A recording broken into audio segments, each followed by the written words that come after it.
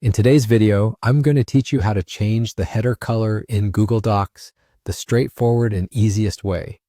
If you've ever wondered how to make your document stand out by adding a splash of color to your headers, you're in the right place. We'll guide you through the process step by step, ensuring it's clear and manageable. Let's start with setting up a header in your document. Begin by heading over to the top menu and clicking on Insert. From the drop-down options, click on Page Elements, then choose Header. You've now added a placeholder for your header at the top of the document, setting the foundation for our color transformation. Now that the header is ready, it's time to infuse it with color. Click on Insert again, but navigate to Drawing this time and select New. Within the Drawing menu, you'll notice a variety of shapes available to use. For our task, locate and select the rectangle shape from the list. Once selected, draw this rectangle onto the canvas. This shape is what we will color to create our vibrant header.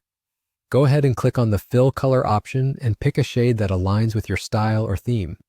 This is where your creativity can shine. You might want to add some text within the shape if there's something special you want to include, or perhaps apply a gradient color for a more dynamic look. The outline color of the shape and additional design tweaks are open for you to explore. However, to keep things simple and straightforward in this tutorial, we'll stick with a single color for our header.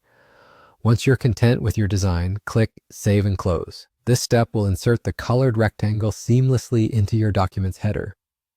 At this point, click on the shape we've inserted to make any necessary adjustments, ensuring it fits perfectly within your document layout. Begin adjustments by clicking Wrap Text, situated below the shape to ensure the header fits cohesively with other document elements. Then set the margin to 0, ensuring that the color extends fully across the header without leaving any gaps. Next, select In Front of Text, which allows the shape to sit directly in front without disturbing the content of your document. To achieve your desired look, you can further adjust the size of this shape to match your specific document style.